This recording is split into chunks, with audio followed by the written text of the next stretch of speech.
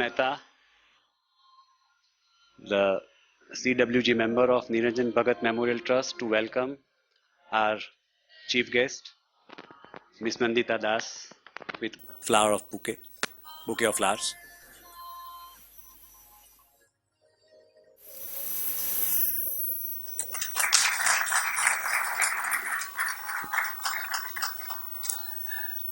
Now I'll request Dr. Mrs. Pritiben Mehta to welcome the Vice Chancellor, Sri Pankaj Chandra of Ahmedabad University. I'm a host with you. Yes.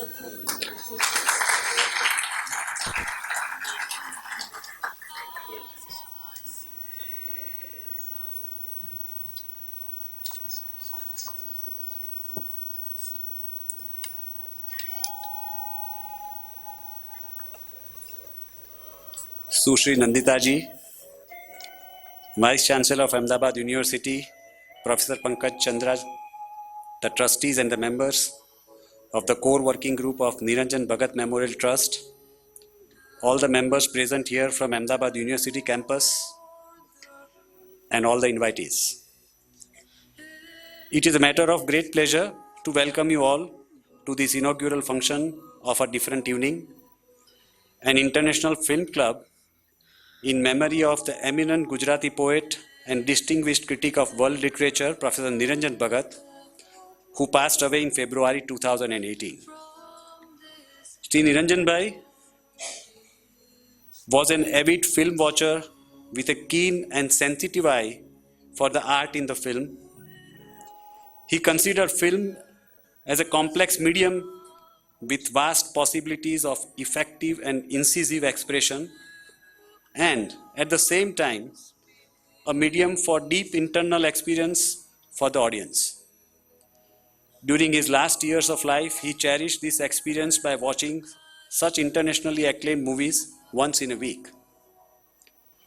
As an appropriate tribute, Niranjan Bhagat Memorial Trust, established in his memory by his family and friends from different walks of life, conceptualized this idea of an international film club to encourage and cultivate appreciation and critical evaluation of films among the film lovers of the city, especially the young generation of the college students. To inaugurate and launch this international film club, present among us is renowned director and actor Ms. Nandita Das. When she was told about this function, she agreed to be with us, sparing her valuable time from her extremely hectic international tours. I believe tomorrow again she is flying to Mauritius to receive one more award. Our heartiest thanks to her for agreeing to deliver the inaugural address.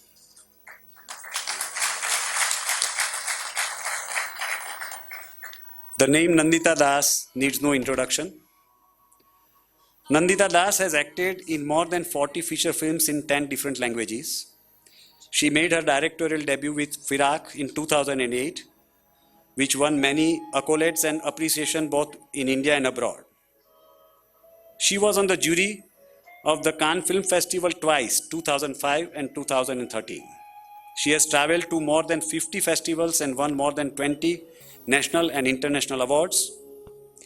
In 2009, she appeared on the postal stamp of France, perhaps the first and only female actor from India to be recognized by France in this way. In 2011, she received one of the nation's highest civilian awards from the government of France, Knight of the Order of Arts and Letters. She has a master's degree in social work and is a strong advocate for issues of social justice and human rights. Nandita's second directorial venture, Manto, based on the life and works of Sadat Hasan Manto, had its world premiere at the Cannes Film Festival in 2018. We can say that Nandita partly belongs to Gujarat, as her mother Varshaben, daughter of Gujarati writer Sopan and granddaughter of late Sri Amrutlal Sheth of Janmabhoomi Trust, is Gujarati, and for your information, Nandita speaks Gujarati fluently.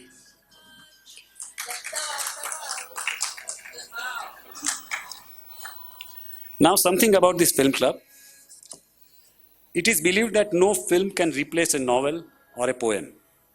But I also believe that no novel or a short story or a poem can replace the audiovisual experience of a good film. I have seen many films which are barely understood only by their directors. That too, perhaps while shooting the film and not afterwards. I do not think such abstract films are going to be screened here. What kind of films should we be screening here? We believe that it does not matter whether the film has won an Oscar or not, whether it is black and white or colored, whether it is from Japan, India, Iran, or USA. However, it is essential that the film screened here has to be an interesting film for the audience so that, as said earlier, it leaves a feeling of deep internalized experience after watching it. The film screen here should have a definitive imprint on your mind that perhaps you would be happy to carry home as a takeaway souvenir of this different evening. In this competitive urban life, we all have our routine evenings. However, once in a fortnight, watching a beautiful film in this auditorium, can we not experience a different evening? For answering this question, we have named this film club as a different evening. I am sure this different evening will be one of the tools to filter out the required ambrosia that we have been searching for in our routine lives.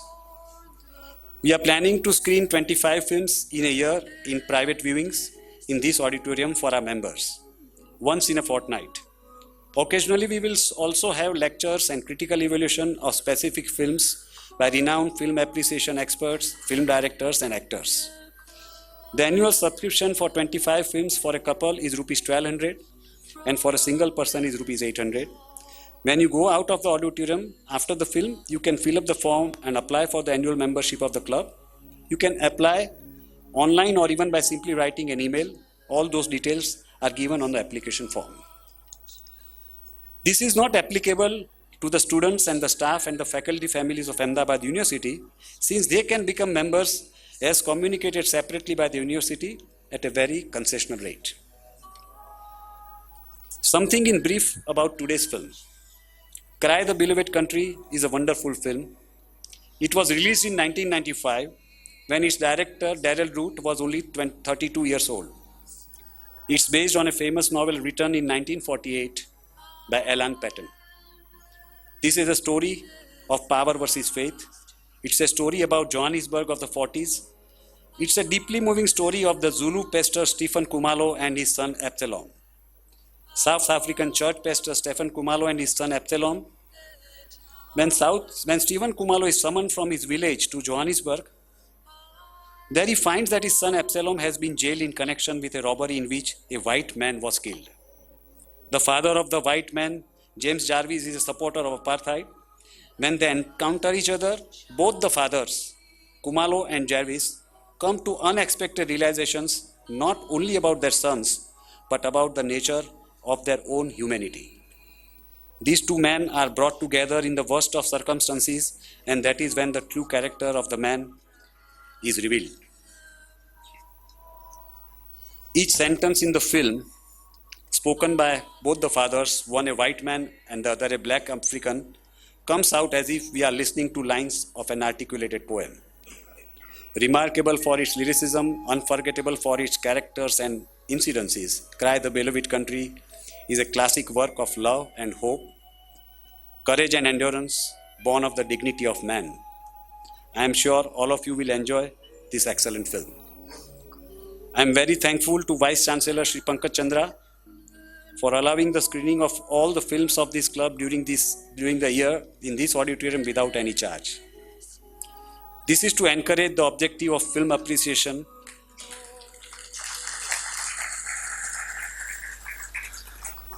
This is to encourage the objective of film appreciation among the students and the film lovers of the city at large.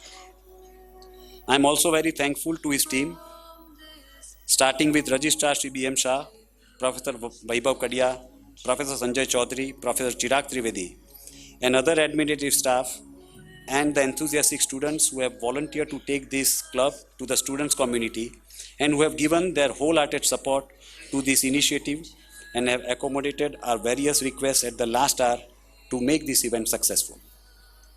Once again, I thank Nandita ji to be with us today, and now request Sri Pankaj Chandra ji, Vice Chancellor of Ahmedabad Unit, to say a few words for encouragement before Nandita ji delivers us her inaugural address. Thank you very much. Thank you very much, Ms. Das, Mr. Parikh, ladies and gentlemen. Well, welcome to Ahmedabad University. We're a very young institution, and with all of you here, we feel very blessed because for the first time in a long time, I feel the city has put its arm around us. And I think that's something that we immensely need to be able to create truly unusual center of learning here in Ahmedabad. Ahmedabad University is a dream of many people. It started in 2009, and this year is our 10th year. We are embarking on a very interesting journey to build a liberal arts-driven research university here at Ahmedabad University, and it was founded by the Ahmedabad Education Society. Our world is one of interdisciplinarity. We feel very strongly that the sciences and the arts, the professions and the basic programs must come together to be able to question, to be able to answer many questions that the society is facing today, as well as solve the kind of problems that we require.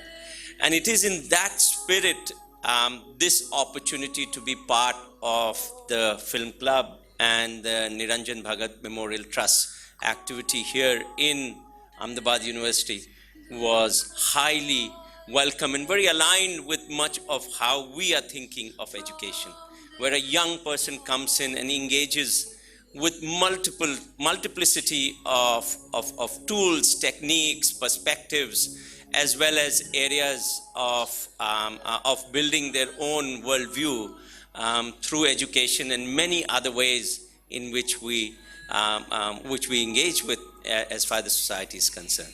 So it's such a pleasure to have you all here for the inauguration and for the screening of this first film. And Ms. Das, I hope you'll come back here again and talk to our students, and I think that would be a great pleasure. Thank you very much. Request Nandita ji for her inaugural address.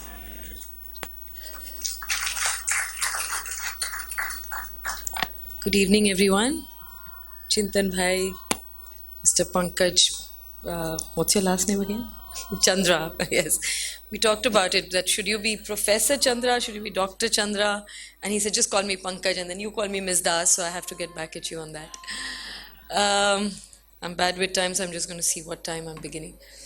Okay, so this is going to be really a stream of consciousness, conversation, or a talk, or a sharing, I would say. Just when I was entering, Abhay Mangaldas asked me, why would you do films that in any case don't do well on box office? I mean, are you crazy? Is the high of the journey so much that you don't care about the end? And I said, no, I do care about the end. Because finally, with these kind of films, you want to reach out. And why do you want to reach out? So I think, Abhay, you gave me a good trigger to start, to think about why films, why these kind of films, especially in a country that makes 1,000 films a year, which is probably the largest, film country that makes that many films. And yet, do we really represent the diversity of our country? When we have such a large and diverse country in various ways, whether it's language, culture, region, people, caste, religion, I mean, name it, and there are various ways in which we coexist. And yet, our cinema doesn't represent that. So the question is, why should we be even making films that are different? Then we'll come to why should we be seeing it. But I think some stories need to be told. And I have questioned this myself when Chintan Bhai was saying that I've done 40 films, and you must be wondering, I can't even think of 5 films that Nandita has done. Because many of the films are in different languages. I've done films in 10 different languages. And in some strange way, I feel kind of more Indian in that sense, not in a jingoistic, today's nationalistic sort of way, but just pan-Indian, because when you go to Kerala, they think I'm Malayali and they kind of start off, they just assume I've done 4 films, I must know Malayalam. Or if I go to Tamil Nadu, then it's Tamil and Kannada and Bengali and Marathi and Marwadi, and it's been such a wonderful experience of going to parts of the country that I would have never seen, being part of stories that I would have never known, and really telling those stories that I feel are so important to be documented. At least you feel that, okay, this story has been told. Someday on a digital platform, maybe it will come up, or in a club like this, it will be shown. So I think the journey is important for sure. As an actress, as a director, I think the journey of going through those experiences have been very precious. It is heartbreaking that these films don't come to the audiences that they are meant for. And who's that audience? I think we sometimes assume that it's us. And why should a film like this not be going to anyone in the country? And sometimes I feel that maybe it's our arrogance that we feel we will understand, but the man on the street won't.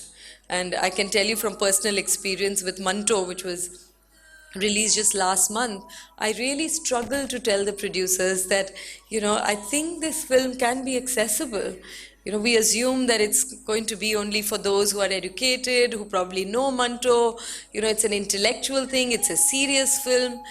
And also maybe this has happened because we have given our films the tag of it being a medium of entertainment. We've narrowed the definition hugely. We've not thought that, okay, film it can be engaging. As long as I'm transported to that time and place, and with those characters, I'm happy to journey, I'm forgetting where I am. That's the kind of cinema I want to see. And that's the struggle many independent films, not just in India, but around the world go through, because there is no level playing field. They just don't reach the audiences. So how will we know whether those people will like it or not? For instance, with Manto, the first screening I had, I asked my driver to come. And I'd done the same thing with Firak and had a similar response. He sat there, he's a man of very few words. I think in the 7 years that he's worked with me, he's barely spoken, he just does what he does. And sometimes I provoke him into a conversation. But when he saw Manto and he came out, the first reaction was that किसी भी ज़माने में सच बोलो तो मुश्किल होती है, चाहे वो तब हो चाहे अब हो. And he did not stop talking till we reached home. It was a different Shankar, different person that I had seen. And I thought, who are we to think that a driver or a clerk or a man on the street or a woman in a factory is not going to understand? You don't need to know highfalutin Urdu. You don't need to read the English subtitles. When we see Spanish films or a Malayalam film or a Japanese film, we don't understand everything. We don't understand every little nuance, every little reference, but we understand the essence of the film. Because human emotions are universal. We connect with that. We connect with the journeys and the characters. We understand their dilemma. We see a film which is very particular, which seems very local, because it has to. A film has to situate itself somewhere. We see that film which is a different context. That person may not be like me at all, and yet I'm drawn to that. And what does cinema do? And therefore it helps me be less judgmental. Those characters don't have to be exactly like me. Those characters' journeys don't have to be like mine. I may have never experienced what that character is experiencing. And yet, a certain empathy can develop. I can understand why that person did what he or she did. I may never do that ever in my life. So I think what cinema does is really, it goes in very subliminally into our subconscious. And I think good cinema in particular does that, where it touches our hearts and heads without us even knowing it. That's the best kind of cinema, which is not trying to tell you something, which is not trying to teach you. It's not a messagey film. A lot of the times journalists also ask, इसमें message क्या है? What is आपकी सब फिल्में बड़ी message वाली होती हैं. That's almost like a slap. You want to say no, hopefully they are not. But we think of anything that has a social conscience as something that's messagey. The fact that so much money, so many people's time and effort comes together, why would you not want to do something that is for the greater good? not in a philanthropic or a sort of trying to be magnanimous about it, but in a way that if something concerns me, if something, I have a dilemma, it can be a very small story, it can be a relationship film, it can be about a big issue. Even if it's about a big issue, you're going to tell it only through people. Especially in a fiction film, unlike a documentary, in a fiction film, it's your characters who drive the story. So you would tell it through those characters. So why would you not want to do a film that has a social conscience? Many actors, directors, film people disagree with it, and absolutely they have the right to have their own opinion, where they say art should be for the sake of art. It doesn't need to be a vehicle. It's true, it doesn't need to. None of us can tell each other what we should be doing. So it's really up to each one of us, what is it that our conscience tells us to do. And as filmmakers, if we can trigger some conversations, spark some ideas, challenge some prejudices, then maybe it's worth it. And each one will still take from it differently. We'll all see the same film and we'll all respond differently. After every film, especially for Rak and Manto, because they were my own stories, something that I'd worked on right from its inception to its very end, when people would respond and talk about the film, I felt they were telling me more about themselves. It was less about the film, because the film is what it is, with all its good, bad, ugly. It is what it is. I know it's all its problems. That's why I never watched the film once it's delivered out. The only time I've seen the full film with an audience was in Cannes, because it was the premiere and we'd all gone. I saw it then, and after that I've never seen it. I go to my screenings at various festivals, I make sure the sound and audio is right, and then I move out. So it's not that I do not know the problems of it or what they are, but it's just that what interests me and fascinates me is how people respond to the same film in different ways. The first experience of, other than as a director, was when I was in the Cannes jury. And there were 8 other people, we were 9 of us. And when the news came to me, I almost thought they'd got the wrong number and the wrong person. It was 2005, I had just done a few films. People were still figuring out, who is this woman? She lives in Delhi, does these films in some different languages. I mean, what's really her journey? What does she really want to do? She doesn't want to do commercial cinema. Everyone was trying, even my well-wishers were telling me to do more commercial cinema, and they would say, most actors have done both. What's your problem? And I said, I have no problem. I just want to do things that I enjoy doing. And commercial cinema is not something I grew up with. So I want to be able to relate to it.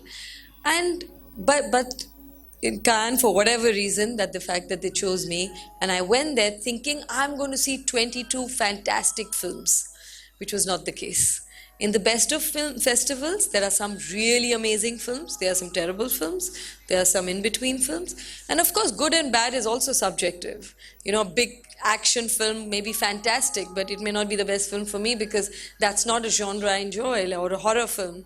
It's not something that I relate to. But what was the most precious part of that experience was to sit in a room, for 10 consecutive days, sort of slicing and splicing every film and dissecting it and understanding how different people are reacting to the same film.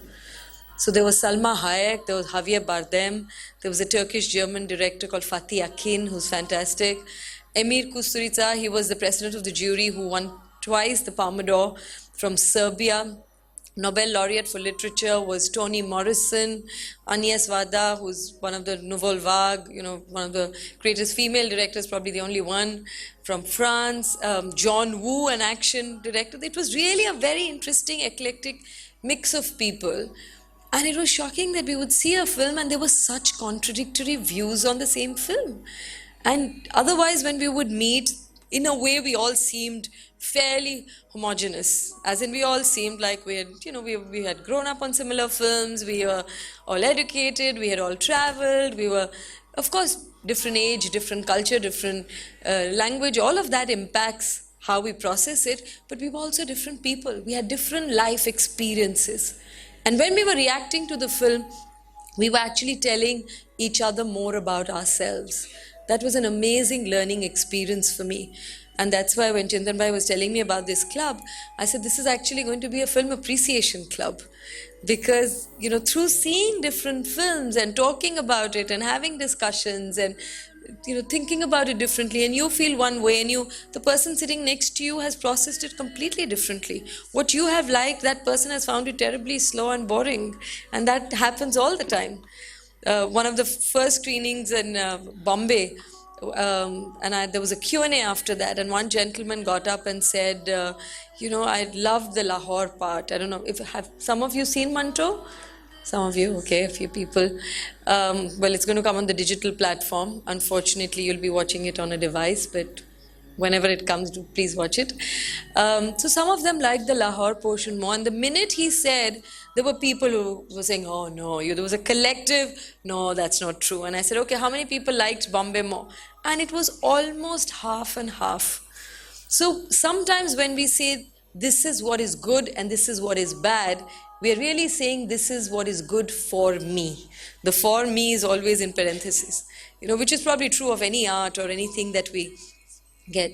So for me, this whole experience, whether of making film, engaging with film, watching films, has told me that film is very subjective.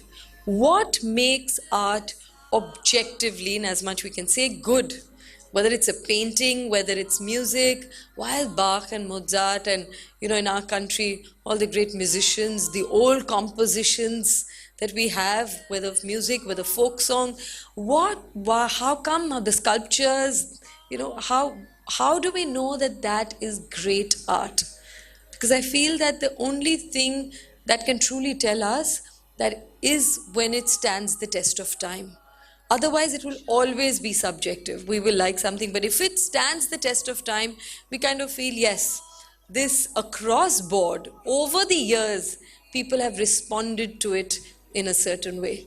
And that's how great, that's why we keep revisiting even old films and old music and, old works of art, because they have just stood the test of time.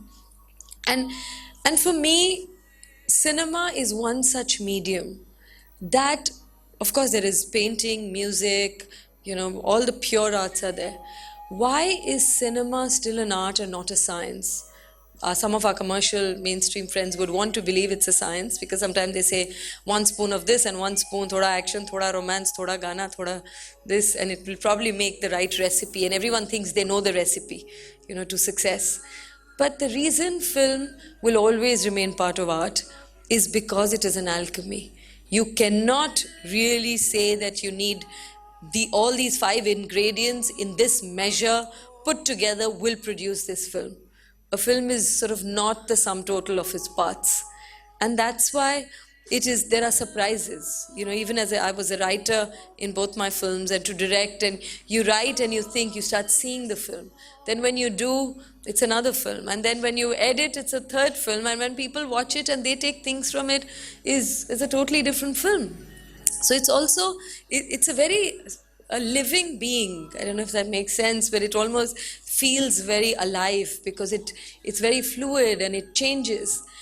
But sadly, we never get to see these kind of films, because in our country, with 1,000 films that we make, we have kind of almost homogenized cinema as well, instead of showing that diversity. It's like, because of the influence of Bollywood primarily, and other in the South, where there's the Telugu industry or the Tamil industry, independent cinema has struggled. Independent cinema struggles everywhere. But from my experience, the way commerce has interfered with art in our country is probably like nowhere else. I meet young filmmakers when I travel, from Turkey, from Romania, from Taiwan. I remember meeting this Romanian filmmaker who said, we make about 4.5 films a year. So I was like, what does that mean? He's like, because every year we don't make 5 films. Sometimes it's 3, sometimes it's 5. That's the year, there's a director called Christian Mungiu, wonderful filmmaker, whose film won the Palme d'Or in Cannes. It's a very nice film. I might be saying it wrongly, 3 weeks, 2 days. I don't know if you know that film, but if you Google Christian Mungiu, you'll know. It's a story of a woman and 2 friends, and it's a very, very powerful film, small budget, but riveting.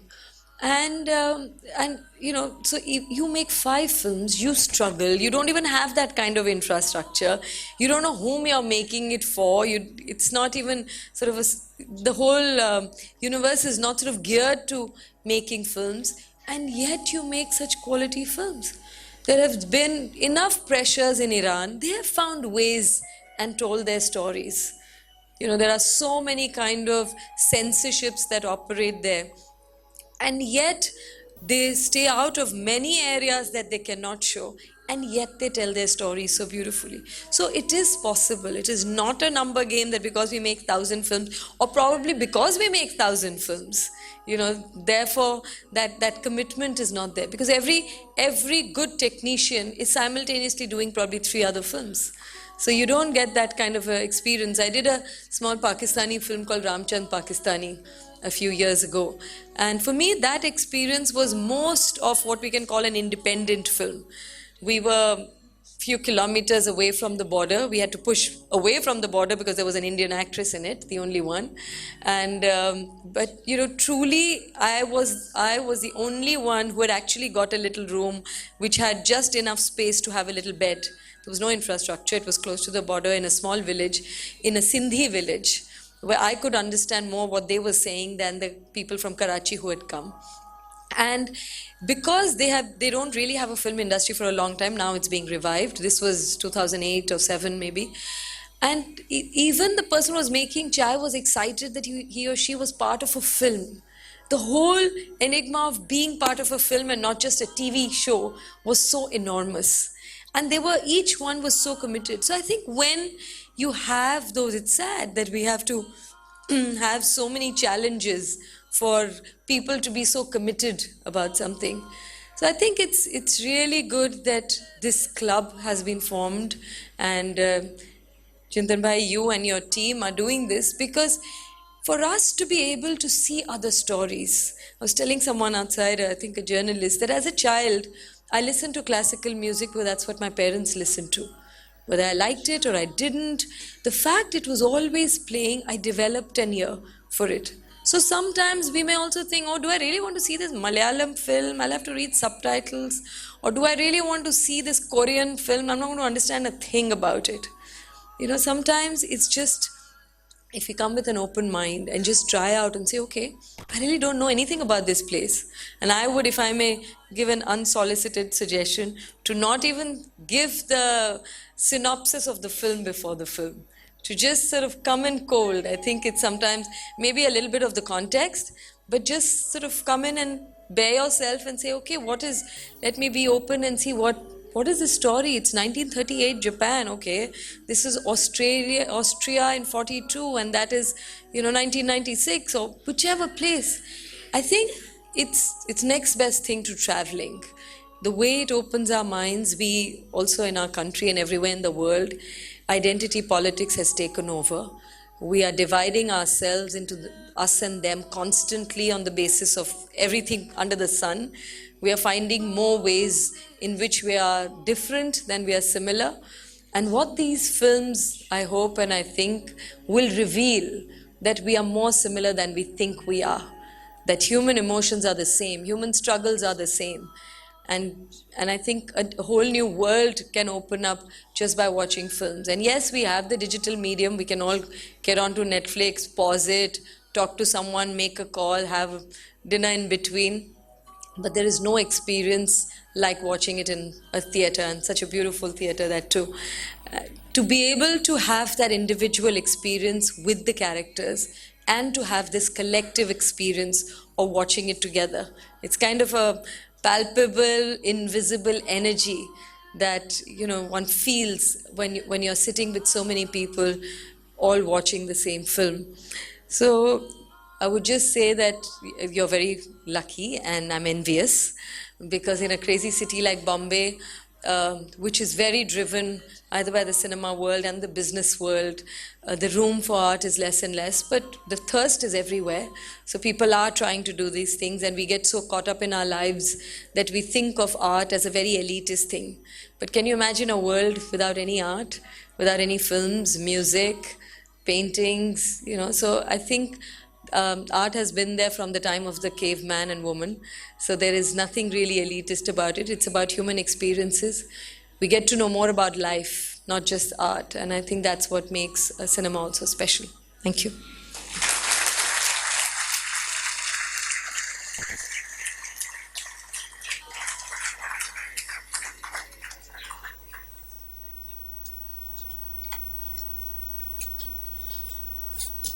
Thank you, Nandita ji. Now we will end our inaugural session here, and we'll have the fun of watching the film. Thank you very much.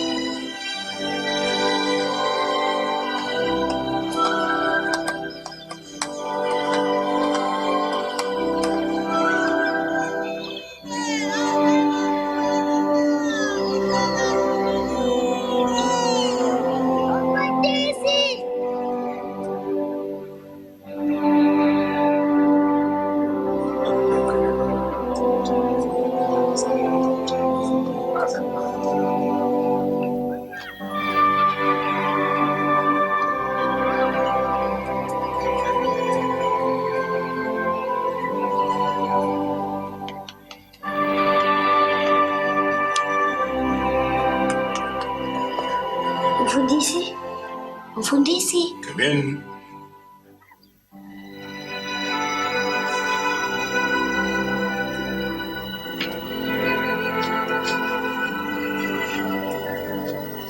Yes? I bring a letter, Mfundisi. A letter?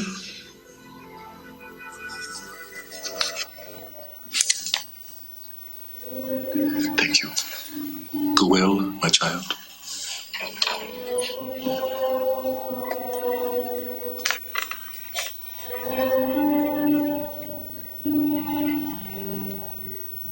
Are you hungry, small one? A little hungry, Mfundisi.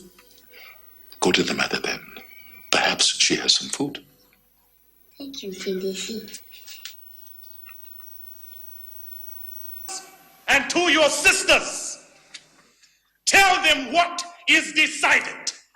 Mbumba! Go well. Stay well.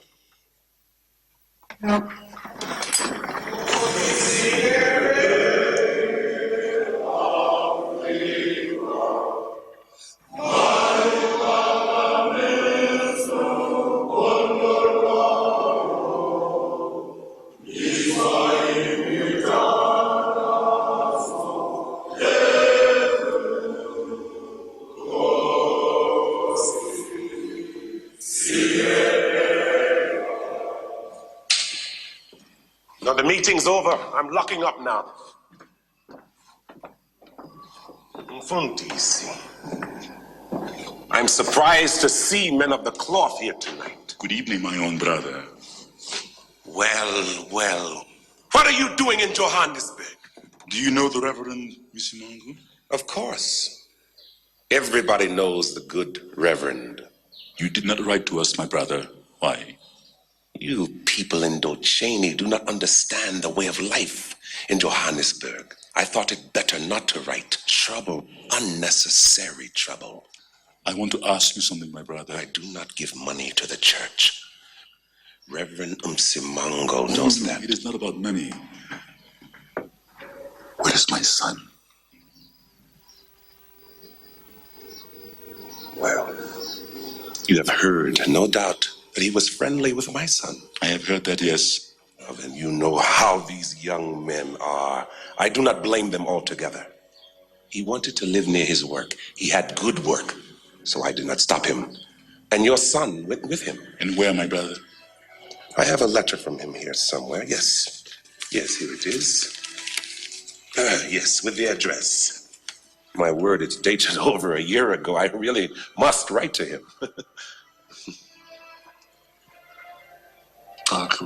We'll go. My hands are yours, my friend. C'est bon. Thank you.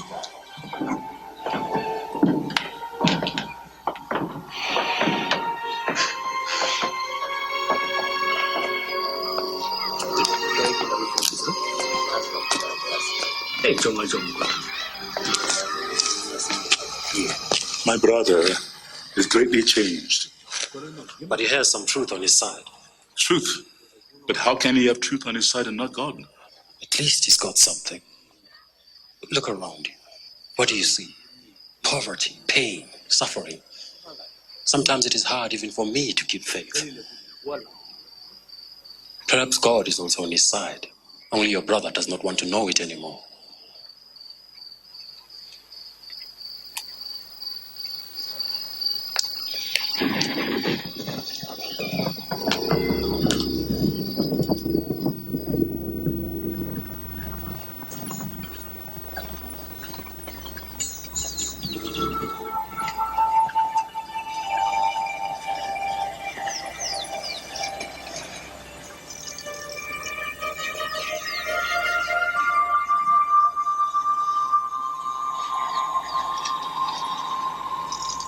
Yeah, hold it.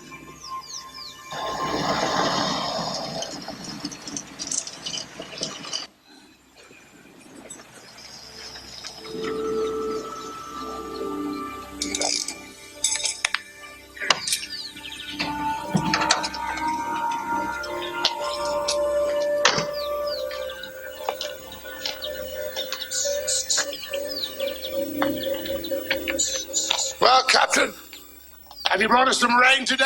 I don't see any, Mr. Jarvis. Well, no. No. Neither do I. Mr. Jarvis. Tobias, try the carburetor. Yes. I have some bad news for you, sir. This is my son. Yes, Mr. Jarvis. Is he dead? I'm afraid so, sir.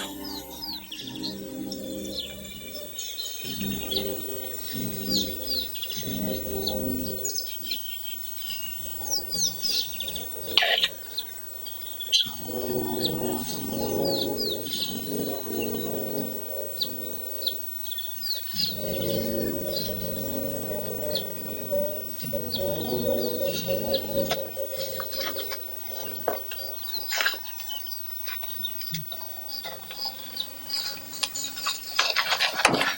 Sir.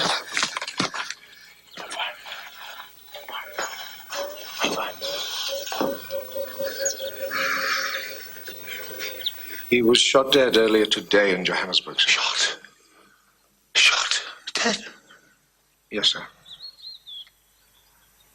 They suspect a native gang, sir. A native gang.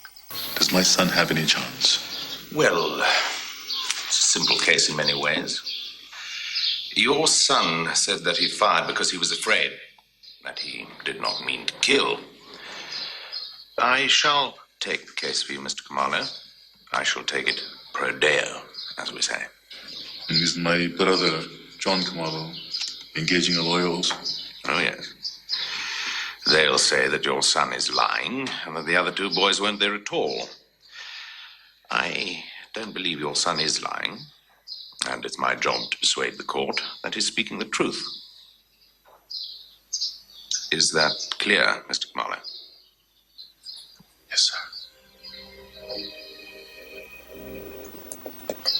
My brother, you should thank God for the lawyer. He's a good lawyer and a good friend to our people. How can I thank God for the lawyer? I don't have money to pay him. Did you not hear what he said? That he would take the case pro Dio, which means it will cost you nothing.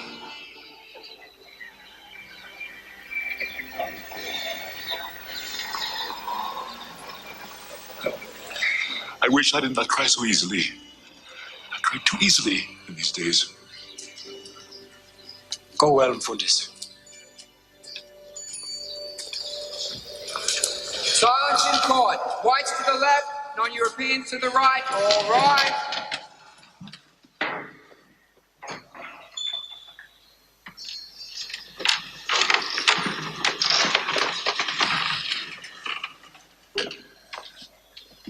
Absalom Kamalo, Matthew Kamalo, and Johannes Pafuri, you are charged with the murder of Arthur Trevelyan Jarvis in his house at Plantation Road, Parkwall, Johannesburg, on Tuesday, the 8th day of October, 1946. Absalom Kamalo, how do you plead, guilty or not guilty?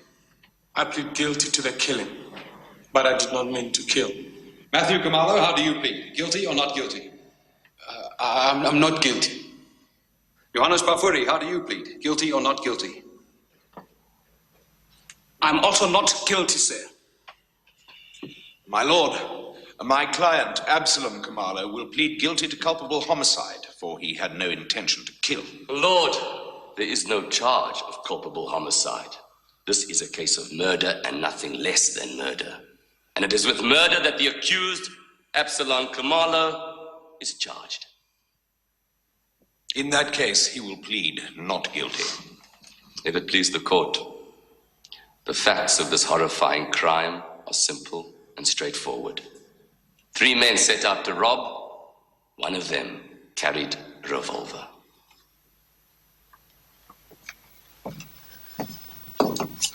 And where was this? In my hand. And then what happened? The white man came into the passage. Yes, and then? I was frightened. I fired the revolver. And then? The white man fell. Thank you. Yes, Mr. Carmichael? But why did you carry this revolver? It was to frighten the servant of the house. But why did you carry any revolver? Because Johannesburg is dangerous. So was your only reason for carrying this revolver to frighten people? Yes, sir. And when you fired at the white man, it was because you yourself were frightened? Yes, sir. Did you know that the revolver was loaded? Yes, sir. I knew it. And if a revolver is just to frighten people, why must it be loaded? Were you perhaps prepared to shoot it yourself? No.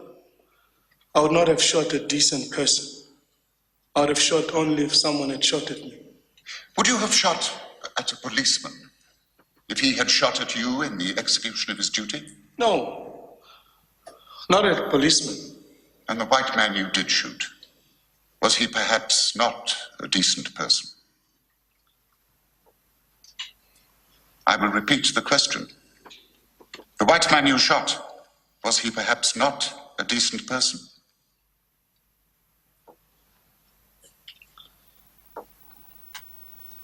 I was afraid. I did not mean to shoot him. This case is adjourned until Monday morning. All rise.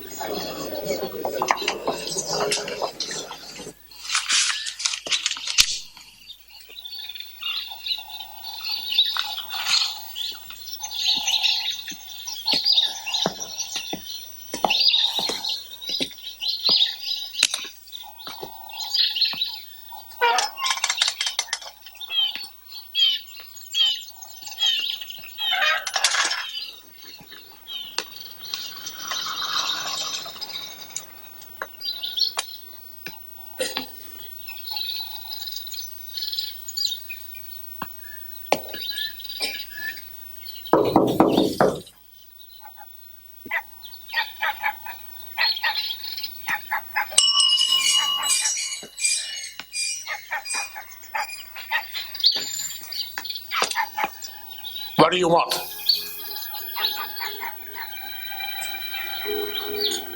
Ah. Fundisi.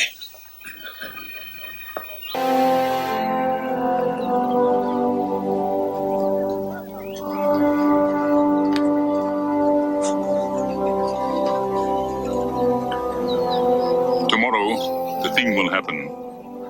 It is the 15th day. I'm going up into the mountain. Perhaps I could have food. It is already made.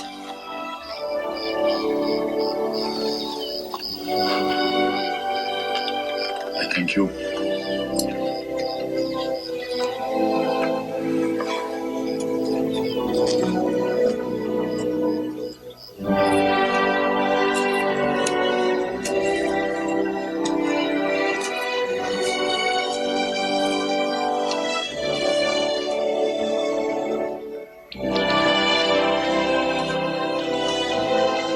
Is that you, Fundisi? It is I, Numzana. Then we are well met. For I knew that you would go up into the mountain on the 15th day.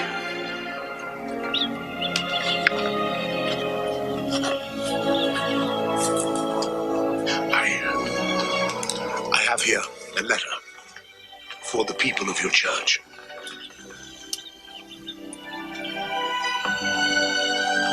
The letter asks if you desire a new church. Do you, Fundisi? Do you desire a new church? The plans will shortly come to you, and you must say if they are what you desire. I shall send them to the bishop, Numzana. You will know what to do. Perhaps there could be a stone with the name of my son, who had the brightness in him. It shall be done, Numzana. Go well, Fundisi.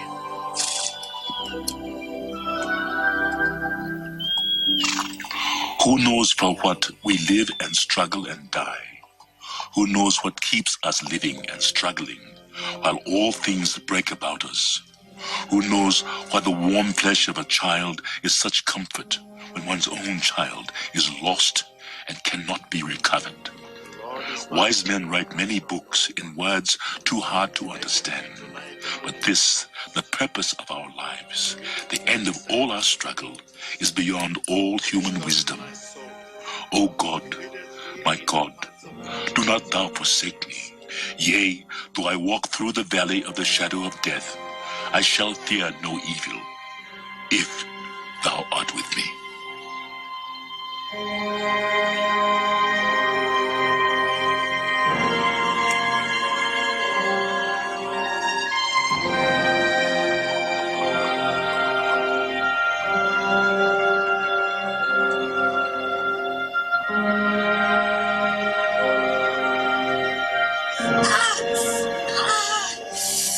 What is it, my daughter?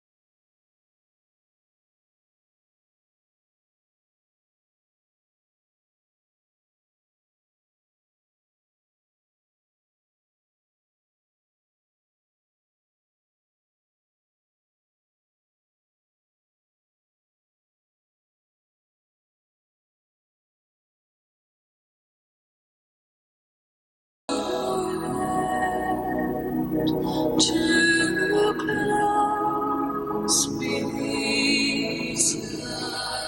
me. How can I chase away all these fears deep inside? I'll wait the signs to